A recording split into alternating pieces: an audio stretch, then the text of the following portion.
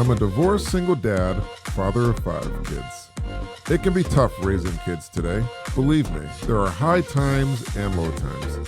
It comes with the territory, but in all my years of parenting, I try to give some good advice.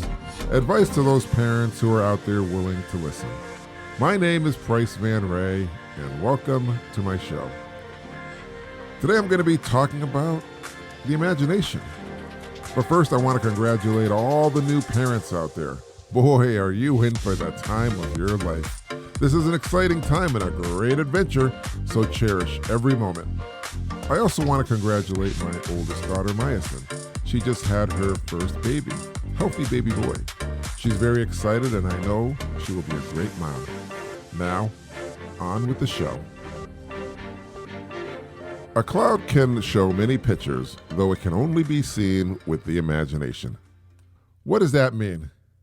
Well, to me it means when you look at a cloud, you can see many things. If you let your imagination go, it is unlimited in the possibilities of the things you can come up with.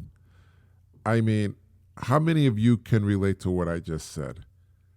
Have you ever, as a child, sat on a hillside on a beautiful warm day and watched the clouds go by? I mean, there has to be a time in your life when you have done that, or just looked up from somewhere and said, wow, those are amazing clouds. Now let me ask you, when that happened, did something inside you say, that cloud looks just like a cat? Or, oh my goodness, that cloud looks like a dog. Or, oh my goodness, that looks like a cave with a bear in it. Oh my God, the imagination is so impressive. There's so many things the imagination can come up with if you just allow it. Now I'd like to know, what did you actually see? Did you see things like that? I mean, I'm sure there's so many people in the world who see many different things from many different angles. You know, I live in the United States, and as a kid, I used to wonder, do kids who live in Europe, like England or Scotland or Ireland, or even Africa, Israel, Iceland, anywhere there, do kids see different things when they see clouds? I wonder, and I wonder to this day. But I think all kids have one thing in common. They have a great imagination, and they can come up with the weirdest, the most bizarrest, the most realistic things you've ever wanted to see. And let me ask you, when you, as a child, happened to see something in the clouds, how did it make you feel? Did it make you feel happy? Did it put a smile on your face? Were you excited and showed somebody and said, hey, Mommy or Daddy, guess what I just saw in the clouds? And did your parents say, yes, I see that too? How did it make you feel? When you see something amazing like that, when you can actually see pictures in the clouds, it's not only just amazing, but it is a magical thing. It's like magic. Because out of thin air, you can see a picture. So incredible what the imagination can come up with. And if you saw it with your family and your friends, I'm sure they were just as equally as excited. And they said, my goodness, yes, I see what you saw. What an amazing thing. And you know what? It is an amazing thing. Because when you can see something magical, something cute, something bizarre, something that you saw first and pointed out to people, oh my goodness, that's magic. You know, the imagination to me is one of the greatest things in the world. Why? It is because of the things that you can do with it. Because the bottom line it is your imagination. Your imagination does not belong to anybody else except for you. That is your magic little power, your imagination. And with your magical little power, you can do anything. And if you have kids, you want to encourage them and say, hey, use your imagination. I remember when my kids were little, my oldest daughter, she had an imaginary friend, Molly. And she said she played with Molly all the time, and we encouraged her. So when supper time came, we set an extra plate for Molly. Whenever we took a ride in a car, we made sure the seat next to my daughter was nice and clean so Molly had a place to sit.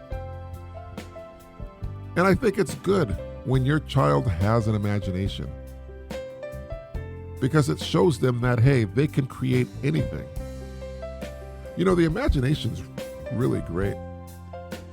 There was a time when man could not fly. And two brothers, Orville and Wilbur Wright, said, I believe people can fly. Because in their imagination, they could see it. It was real to them. In their imagination, they envisioned a craft, a vehicle that could fly in the sky and transport people anywhere in the world. It was the airplane. And their imagination made it come true. That is the power of the imagination. You know, people nowadays, when they want to buy a house, some people can build a house. But they say, you know what? I want to build it from my imagination. They say, I have a vision in my head that my house can look like this. And they tell somebody and they create it for them. And like magic, their dream comes into reality. From their imagination, they have a house. They have a dream house that they always wanted, because it came from their imagination. Can you imagine that? Can you imagine that? Can you imagine having a child and in their imagination they say, one day, Mom and Dad, I'm going to be the President of the United States. Well, guess what? For some, they do become president, or they become politicians, or they become police officers, or firemen, or astronauts. They become teachers. They become the things they want because of their imagination and their dreams. Dreams and the imagination, they go hand in hand. How can they not? They're both magical. And it's amazing.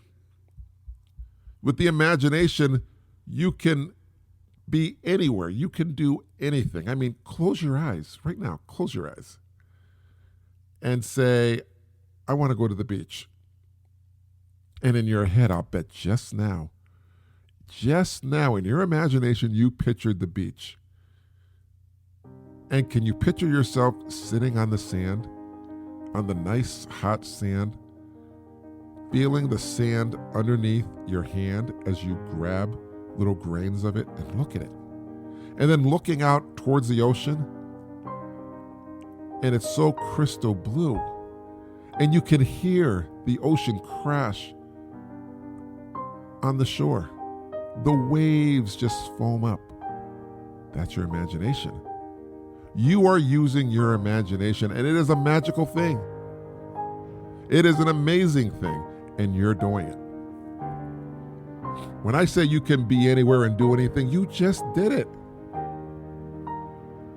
You ever want to see the pyramids in Egypt? Well, I've seen pictures, but I've never been there. But if I close my eyes and I picture it, in my imagination, I'm there. And when I was a kid, I always thought about it would be great to be an astronaut, to go to the moon. I mean, you could see the moon when you look up at the sky. And it's so amazing that very few people have even stepped foot on the moon. But if you close your eyes and you use your imagination, in that magical little place, you've stepped on it. Now, I'm not saying you physically have been there. Anywhere, like if you imagine yourself at the beach, physically at that moment in time, no, you're not there. But your imagination is a gateway to take you there. Magically, in your imagination, you're recreating everything in your head. The power of the imagination is endless. It is so magical, I can't even understand it. I don't know if science can explain it. I mean, can science say The imagination is this, and point to it. No, it's something inside you. Nobody can actually see what you're imagining. I mean, they can see what you see. If you're looking at a cloud and you say, I see a puppy, sure, they can see that. But if you close your eyes and wish yourself in a special place, at that moment, nobody can see that except for you. That's your imagination. You're building a world inside your head. A whole world where you have total control. You ever imagine that you could fly? Fly like Superman or Peter Pan. How magical that would be. And I'm going to be honest with you. In your imagination, I'm sure you've flown. And in fact, when you've dreamed at night, there had to be one time in your life where you felt like you were flying somewhere. Now, I may have to stand corrected because I do know a few people, and I say, what did you dream about last night? What was your dream? And they say, I don't dream. Well, I say hogwash. I say, everybody dreams. You just don't remember it. You forgot it. You have to get in a routine where you remember your dreams. Not many people know this about me, but I keep a dream diary. I keep a record of all my dreams. I've been doing this for the last, 30 years. When I dream something, I try to write it down. Now, I may not write every single dream down, but I do try to be consistent because I'm always fascinated at what I dreamed at a point in time in my life when I was growing up. I have dreamed things from giant birds that were worshipped in Egypt to monsters, to zombies, to a world where everything was made out of candy. My dreams in my imagination are so amazing. But that's the thing, that's the imagination. And like I said, it is incredible. You know what the thing about the imagination is, though, too? The imagination can pull at your feelings. The imagination can make you sad. Yeah, it can make you sad. You can imagine something and you'll cry. I mean, even when you remember something, you have it in your imagination. I had a black cat, and my black cat I had for many years. And he unexpectedly died. And I remember crying so hard, begging God wouldn't take my cat, my best friend. I said, please, God, I don't want to be alone. But my cat died. And there are times through the years when I've closed my eyes and thought about my cat, the black cat, whose name was Spooky. And remembering him, there were a lot of happy times, and it made me smile. There are times when I laughed because he would do the funniest things. You know, we would play tag. And it's funny because you don't think a cat would play tag, but I would jump out and tap the cat on his butt, and I'd run. And he'd chase me, and he'd pat me on the back of my leg, and then he'd run, and this would go on and on and on. And he knew, my cat knew I couldn't catch him. So he would stop, he'd look at me, and when I got close, he'd run again. I mean, it was the funniest thing. This cat was really smart. You know, I really have a fondness for cats. But yeah, when he passed, I cried. And in my imagination, when I thought about how he passed and that moment in time that was captured in my imagination, it made me sad. It really made me sad. It made me tear up, made me cry. But that it happens, you know? And it's sad remembering loved ones like a pet, or loved ones like a parent, or loved ones like family or friends. Because they're no longer going to be with you. And it tugs at your emotions. I mean, how can it not? You're human. You have feelings.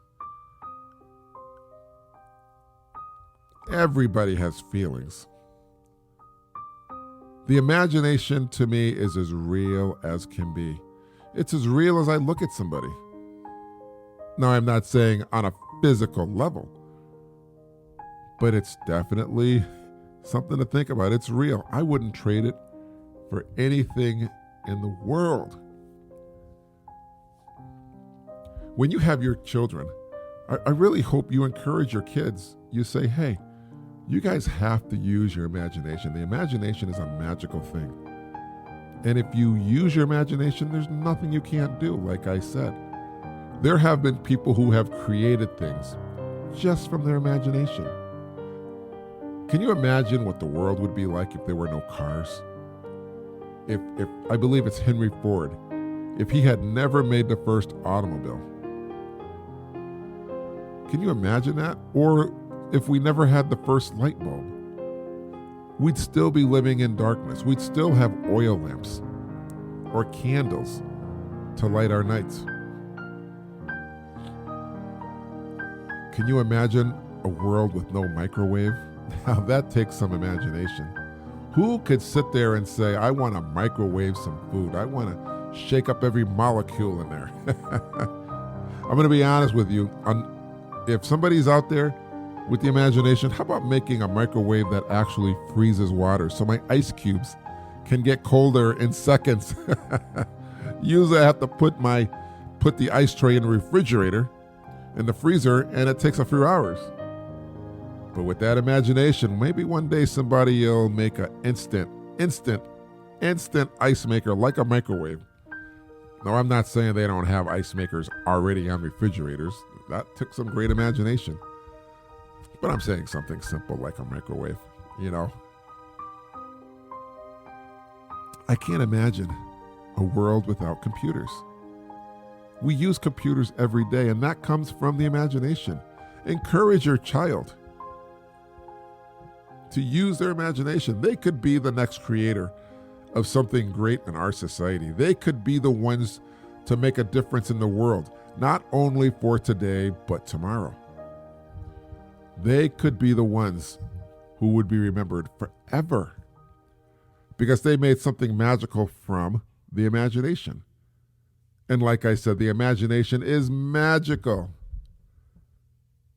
It's so amazing how the world has changed within the last 100 years, from going to the moon to making sliced bread to doing everything. It's just incredible. I'm going to be honest with you right now. The imagination is like a dream.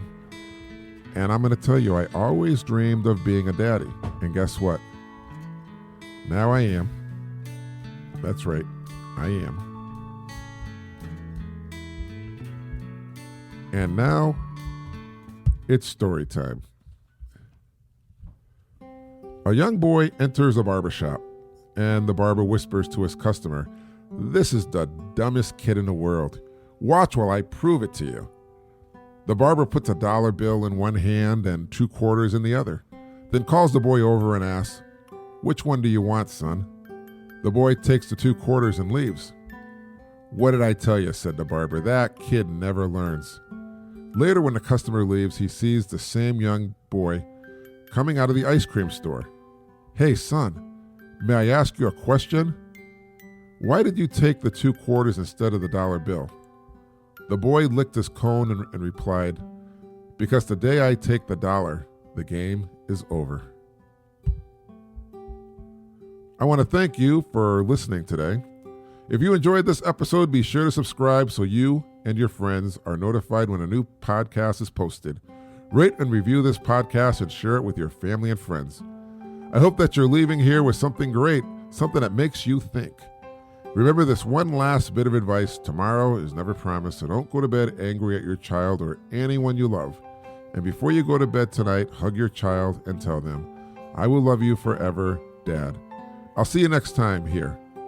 Be safe, be well, be happy. Bye.